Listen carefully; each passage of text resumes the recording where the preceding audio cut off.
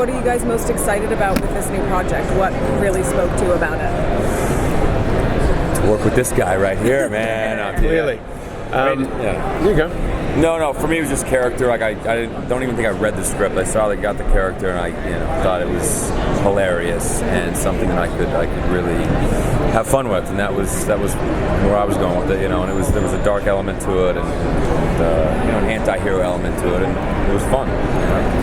Yeah, I think that was a selling point for me as well. Well, first of all, it's a great creative team involved, so it was for sure. From that respect, it was a little bit of a no-brainer, like that you want to be involved with the people that are involved, and it's going to be fun. But also, we're so oversaturated with effing comic book adaptations at the moment. That seems to be the only action films that get made apart from James Bond or something like that.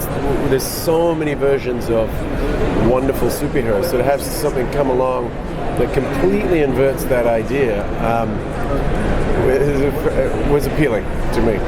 Very appealing to me. Do you get to take any particular digs at the adaptations currently being made? Are there any sly ones so at much. DC or Marvel? No, there's a wink and a nod here and there, but we're not in the game of running other things down. It's more like, okay, well, let's take the standard premise, invert it, and see what happens. And maybe there's a little more honesty in that somewhere. But definitely we're not. We're respectful of other things. Everything has their place, but there hasn't been anything like this that I've seen or that I can think of where not quite like this. There's been nothing like this. No. I think we can safely say that. It's nice. It's definitely its own thing, man. New research.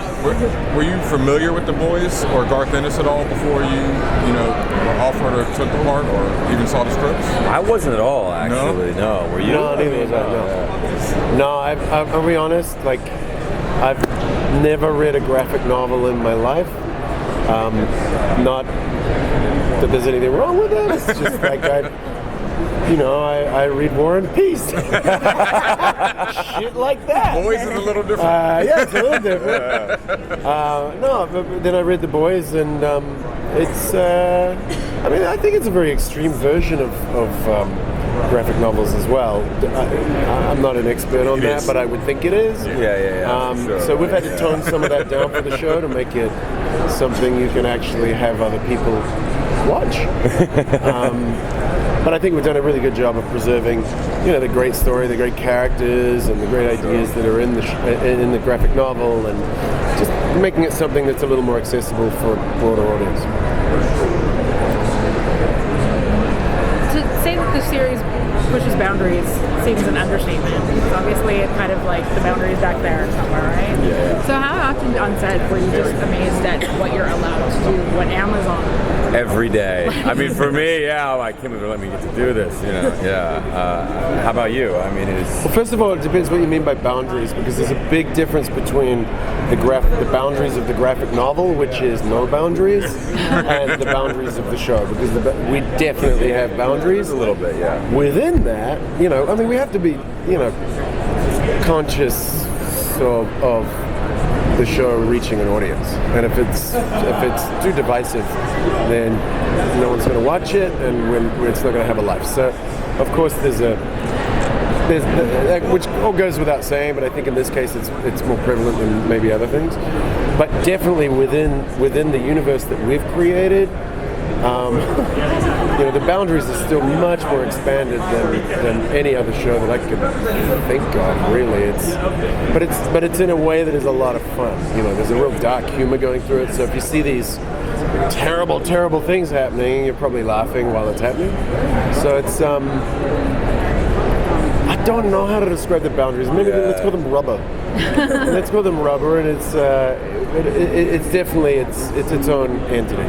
But definitely reading some of those scripts, like, whoa, they're really going there. That was, it was such a collaborative effort, on everyone's part to just really go for it and kind of push boundaries with the character, our boundaries here, and then, everyone was really letting us play and even improv a little bit and really do our own thing with the character, which was new to me. So, and what would you say the biggest changes from what you read for your characters in the graphic novels and what you actually are doing on screen?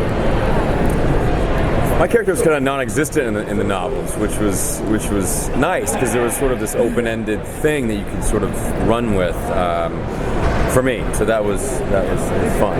And you don't have a helmet. Yeah, exactly. I was like, oh, thank God. Yeah, see my face. As if they wouldn't. I think there's a lot of similarities for my guy, but there's a lot of difference as well. There's maybe we tried to give it a little more depth, a little more reason why, a few different layers. Like I'm not interested in. It would be easy to make that character one note or two notes, and I think no one's like that. And I think that all comes down to backstory and reason why and all those boring things that actors love wanking on about, but which I'm not going to do now. But all of those things add up to all of the work that goes in with the creative team, all of us and the writers, like building this thing that ends up having a lot of different nuances, different layers, and isn't just the hammer that you see in the comic books.